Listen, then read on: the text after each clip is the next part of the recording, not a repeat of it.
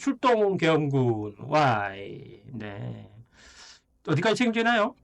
명령에 대해서 판단을 하나요? 뭐 할 수 있나요? 오늘 이런 주제로 얘기해 볼 건데 지난주 그러니까 12월 3일 날, 뭐 12.3 사태, 뭐 이렇게 얘기하신 분도 계잖아요. 그래서 밤 10시 25분에 갑작스러운 윤석열 대통령의 비상계엄 선포가 있었습니다. 이 비상계엄 선포에 대한 거는 제가 영상을 다뤘어요. 이후 실제로 국회로 군병력이, 즉 계엄군이 투입이 됐습니다. 그죠? 이 투입에 대해서 박한수 육군참모총장 겸 계엄사령관의 지시가 아니라 김용현 전 국방부 장관의 지시에 의한 것이 밝혀졌죠. 그죠? 당초 이제 투입된 규모가 저는 이제 280명이라고 알고 있었어요. 투입된 규모가 당초 280명이 아니라 오늘 뭐 어제 기사 보면 685명이었다. 이렇게 모니터데이에서 나왔죠. 그죠? 군인분들이 이렇게 출동하고 계시는데 사실 제가 제일 처음에는 그냥 280명인 줄 알았어요. 근데 아니라는 거잖아요. 그죠? 특전사에서는 707 특수임무단 197명, 그리고 1공수 특전여단 277명, 수도방위사령부는 공사경찰 플러스 1경비단이 총 211명을 투입했고, 방첩사령부 요원은 70여 명, 국회에 투입됐다 이거잖아요. 그죠? 그래서 총 750명의 인원이 국회에 투입됐다는 얘기입니다. 저는 최초 국회 투입 인원이 280명이라고 알고 있었습니다. 왜냐하면 그 12.3 사태 그 다음 날에 국방위에서 긴급 현안 질의하잖아요. 그때 박안수 계엄사령관이 나와가지고 국회로 280명 갔다. 나는 몰랐지만 이렇게 얘기했었잖아요. 근데 나중에 선관위에는 이거보다 더 많이 보냈다고 그랬잖아요. 그래서 병력이 많이 가는 곳이 이제 상식적으로 주공이고, 뭐 군사적 개념으로 주공, 조공 있잖아요. 그래서 병력이 많이 가는 것이 주공이고 병력이 적게 가는 것이 조공이잖아요. 당연히. 그래서 선관위가 주공인가? 이렇게 얘기했는데 요번에 기사 나서 그게 아니었다는 거죠. 그죠? 주공 그냥 국회였다. 좀 늦게 투입됐지만, 네. 선관위는 뭐 계엄령 선포 9분 만에 들어갔다 하지만, 이거 좀 늦게 왔지만, 병력이 이게 더 많다. 이게 주공이 맞는 것 같습니다. 네. 내가 착각한 거구나. 그러니까 국방위에서 박한수 계엄사령관도 몰랐다. 그 계엄사령관 명령을 출동한 게 아니라 하니까요. 그분도 몰랐겠죠. 그 정보를 저도 그렇게 봤으니까. 내가 착각한 거구만. 이렇게 되어 있습니다. 그렇다면 출동 군인들, 국회 가서 뭐 했죠, 이분들? 네. 진입하려고 그랬죠. 그죠? 국회 진입하려고 하고, 국회의원들이 계엄 해제 요구 결의한 걸 막으려고 했죠. 그죠? 다행히 국회에 계신 분들이 막으셔가지고 계엄 해제 요구 결의가 되었는데, 그 과정에서 국회에 계신 분들하고 이렇게 몸싸움하고 뭐 창문도 깨고 후회 진입하고 이렇게 소화기도 분사하고 보좌관들이 국회 본회의장 못 들어오게 막 막고 이랬다 하는 거잖아요. 정말 용공격이 활약을 하신 거예요. 네. 그런데 그날 이거 라이브로 보신 분들 보셨어요? 군대 갔다 오신 분들은 느꼈겠지만 저는 일단 이 병력들 움직임 보고 뭔가 이상하다. 이상한데? 뭔가 이상하다 생각했습니다. 일단 병력들이 작전을 수행한다는 느낌으로 빠릿빠릿하게 움직이는 게 아니고 어슬렁어슬렁 와요. 일단 등장부터 그냥 걸어와. 정말 빠르게 뛰어오는 게 아니고요. 뭔가 전술적인 목표가 있고 타겟이 있으면 그 목표 타겟을 위해서 이렇게 빠릿빠릿 움직여야 되는데 그게 아니었잖아요. 이분들이 어떤 분이에요? 네. 707 특임대라에서 국가급 대테러 부대라서 우리나라 최고 정예 부대입니다. 인력만큼은 우리나라 최고입니다. 이분들. 근데 여기 국회의원, 국회 직원들, 보좌관들, 기자들하고 그냥 가서 뭐 했어요? 그냥 밀고 밀리기만 했어요. 그냥 몸싸움하고 그냥 밀고 밀리기만 했어요. 이건 아무리 봐도 전술 목표랑 타겟 없이 그냥 출동한 거다. 이렇게 보였죠. 이게 다 이유가 있었죠. 그죠? 출동 군인들이 이제 받았던 거라는데 박선원 의원이 이제 내신 건데 출동 군이 일단 북한 관련으로 갔다는 겁니다. 북한 관련해서. 뭐 진술 내려보면 테러 때문에 갔다 이렇게 말씀하시는 분들도 많았잖아요. 그래서 이제 출동 군인들이 북한 관련 사안으로 출동하는 것으로 알고 있었다. 일단 국회로 가라고 가긴 하는데 의원들이 이제 구체적으로 임무를 하달받지 못한 상태에서 왜 가야 되는지 이거 내가 가서 뭐 해야 되는지 이런 거 전혀 모르고 있었다는 거잖아요. 그래서 뭐 출동 군인들에 대한 사실들이 이제 속속 이제 밝혀지고 있는데 더불어민주당이 윤석열 대통령, 김용현 전 국방부장, 이상민 행안부 장관, 박안수 육참총장 겸 계엄사령관, 여인형 방첩사령관, 이진우 수도방위사령관, 곽종근 특수전사령관, 조지호 경찰청장 등을 내란죄 위반 혐의로 고발을 했죠. 그래서 경찰은 이제 바로 국가수사본부 안보수사단의 사건을 배당한 뒤에 120명의 수사전담팀, 전담수사팀 꾸렸죠. 뭐 오늘 나온 뉴스에서는 검찰하고 뭐 경찰이 서로 누가 수사할 거냐 가지고 조금 다툼은 있는 것 같아요. 김용현 전 국방장관이 검찰로 자진 출석해가지고 긴급 체포돼 버렸죠. 뭐 근데 제가 여기서 뭐 오늘 뭐 여기서 누가 수사해야 되나 이렇게 할 건 아니고요.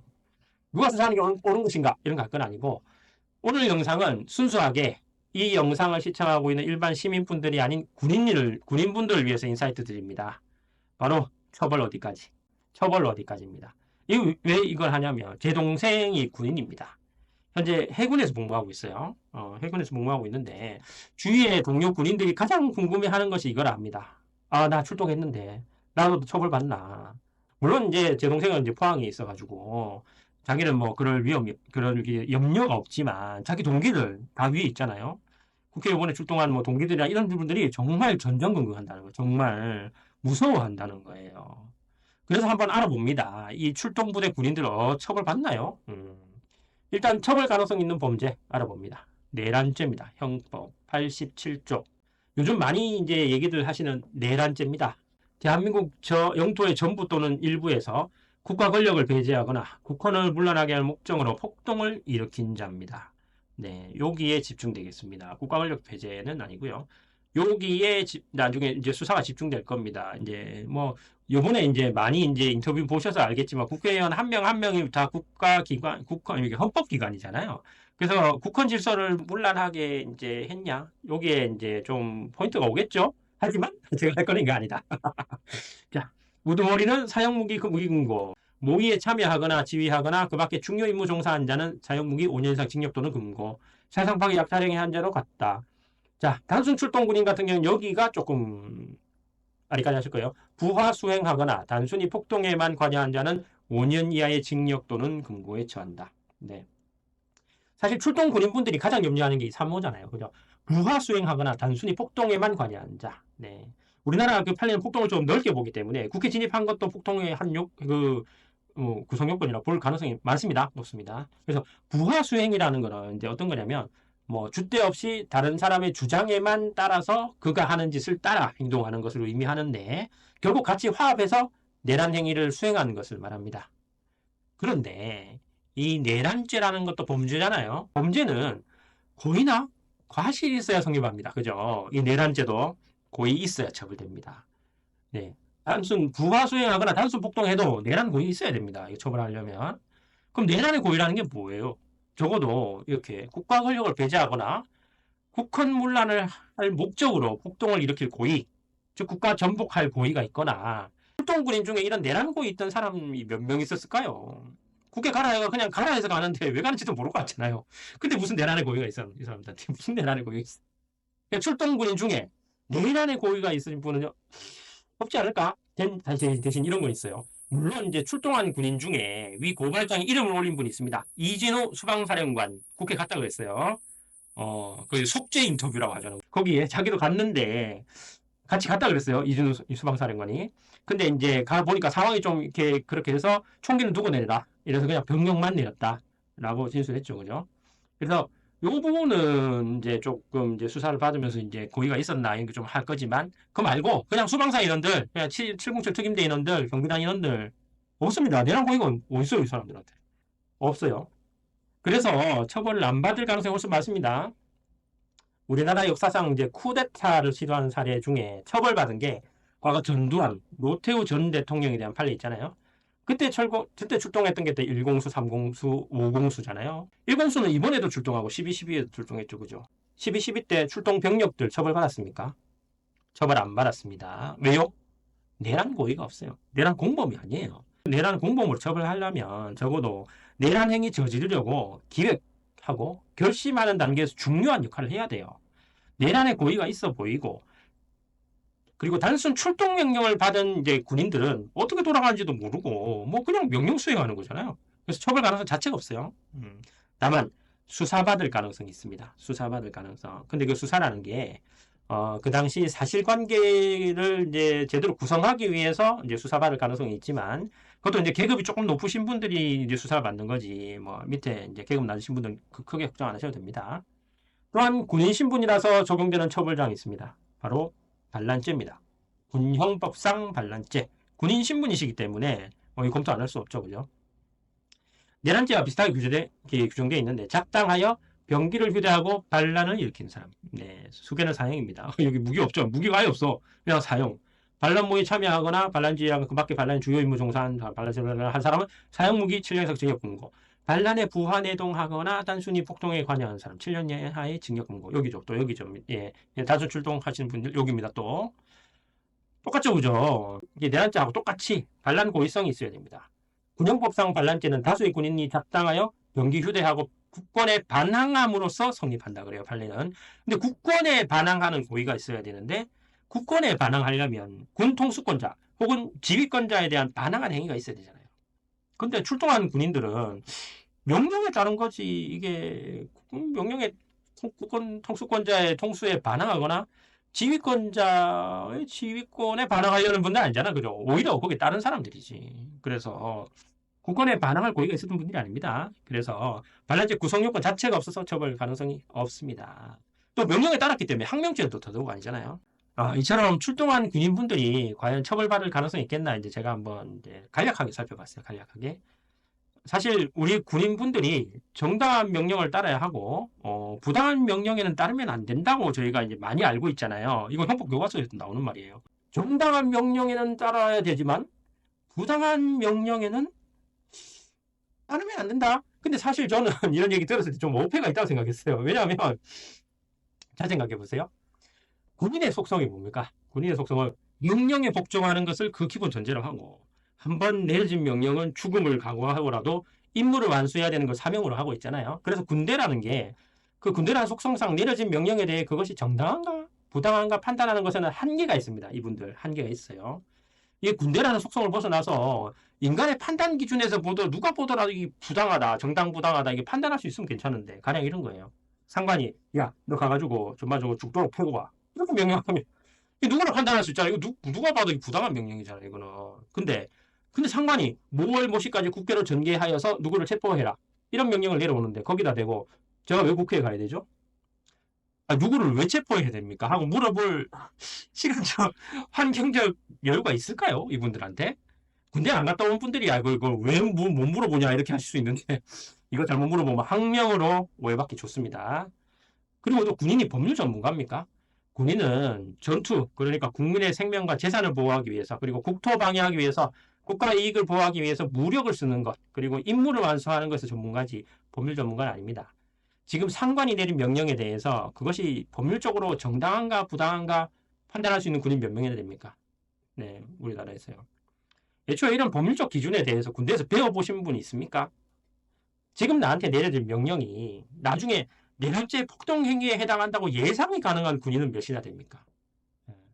그런 상황도 아닌데 정당한 명령이랑 부당한 명령을 가려가지고 야 이거 법률적으로 이건 부당한 명령인데 왜 따랐어? 이게 말이 됩니까? 안 되죠. 그래서 명령의 정당 부당을 판단하는 것이 애초부터는 일정 한계가 있다는 말입니다. 이거는 할 수 없는 거니까 기대를 해서는 안 된다 이런 게 아닙니다. 그런 게 아니고 판단의 정확성에 대한 기대 가능성이 없다 이렇게 전제를 해야 됩니다. 법률 전문가들이 아니잖아요 이분들이. 그래서 정확하게 판단하는 거는 기대 가능성이 없다 이렇게 전제를 해야 됩니다. 네. 이런 경지에서 이런 상황에서 이 명령의 정당 부당을 왜 판단 못했냐 니는 이렇게 하는 거는 조금 힘듭니다. 다만 한계는 있습니다. 어떤 한계가 있냐? 이 사람의 계급을 고려해야 됩니다. 계급. 제 개인적인 견해로 말씀드리면 일단 2등병부터 병장까지 그리고 초급 간부 그리고 부사관 분들하고 대위 계급까지는 이 계급에 계신 분들은 솔직히 그냥 까라면 까는 거지. 이건 내가 뭐 판단하고 자시고 할 게 아니죠. 그죠? 사단장이 해라 그랬는데 대위가 제가 그걸 왜 해야 되는 거죠? 법률적으로 그건 좀 이상한 것 같습니다. 위법인 것 같습니다. 이거 할 수 있을 것 같습니까? 못해요. 근데 연관급부터는 좀 달라집니다. 연관 중에서도 소령, 중령은 좀 그렇다 치더라도 연대장 되시는 대령부터는 할 수 있습니다. 대령부터는 이거 조금 공부하셔야 됩니다. 그리고 일단 별을 달게 된다? 하면 이때부터 열심히 공부하셔야 됩니다. 자기는 사단을 움직이는 사람이에요. 사단장은 별 준장 다시면요. 그러면 이걸 판단해야 됩니다. 이거 나중에 나한테 어떤 책임이 올 것인가 판단을 하셔야 됩니다. 계급에 따라서. 그래서 뭐 계급에 따라서 이게 여러 가지 이제 이거를 왜 판단을 할 수 있는 기대 가능성이 있었나 이 사람한테 이걸 볼 때 여러 가지 이제 고려 요소가 있겠지만 일단 저 생각했을 때는 계급을 봐야 된다. 계급. 이게 가장 중요한 요소 같다. 뭐 대령부터는 좀 봐야 된다. 근데 그 밑에 분들은 그럴 기대 가능성이 별로 없어 보인다. 이런 겁니다. 2024년 12월 5일 국회 국방위에 비상기업 등 현안 질의에서 김선호 국방부 차관 그리고 박안수 계엄사령관 육군참모총장이죠. 출석한 가운데 국민의힘 한기호 위원이 하신 말씀이 있습니다. 네, 군인분들 잘 들으세요. 못 보셨다. 이게 생방송으로 많이 보셨을 거 아니에요. 이 한기호 위원이 하시는 말씀을. 지금 못 보셨다. 한기호 위원님이 하신 말씀 못 봤다. 꼭 찾아보세요. 군인분들. 하신 말씀이 있습니다. 이분이. 한기호 국회의원님 삼성장군님이십니다. 이분이 무슨 말씀 하시냐면 군인이 정치적인 중립을 지키는 것은 너무나 당연합니다. 그러나 정치가 무엇인지 모르는 것 또한 용서받을 수 없습니다. 그리고 정치가 무엇인지 모르는 군인은 과오를 낳게 됩니다. 따라서 정치적 중립은 엄격히 지켜져야 하지만 정치를 알아야 합니다. 이번 기회에 군인들께서 정치적인 중립과 정치를 아는 것과는 다르다는 것을 다시 한번 인식하라. 이렇게 말씀하십니다. 군 선배로서 군인분들께 너무나도 옳으신 말씀이십니다. 군은 엄격하게 정치적 중립을 지켜야 됩니다. 그런데 정치를 모르는 군인은 정치적인 중립을 지킬 수가 없잖아요. 지금 어느 방향으로 가고 있고 내 위치가 어딘지를 알아야지만 내가 어디로 갈 것인지 알 수 있잖아요. 근데 그러니까 정치를 알아야 그 중립도 지킬 수 있는 겁니다. 따라서 영관급 그러니까 대령부터 대장까지는 정치를 알아야 됩니다. 그래야지 정치적인 중립을 지킬 수가 있습니다. 그리고 이런 계급에 계신 분들은 정치뿐만이 아니라 법률, 사회, 경제 모든 걸 배워야 제대로 임무 수행이 가능한 것입니다. 네. 이번 계엄령 사태를 겪으면서 시민분들도 많이 힘드셨겠지만 그 중에서도 진짜 이제 힘드신 분들이 장병분들이라고 저는 생각합니다. 그 중에서도 출동한 장병분들이라고 생각해요. 기사 보셨어요? 한 장병은 출동 후 철수하면서 허리 숙여서 죄송합니다 하고 연신 말하고 철수했답니다. 이게 우리 국군 장병들의 참모습입니다.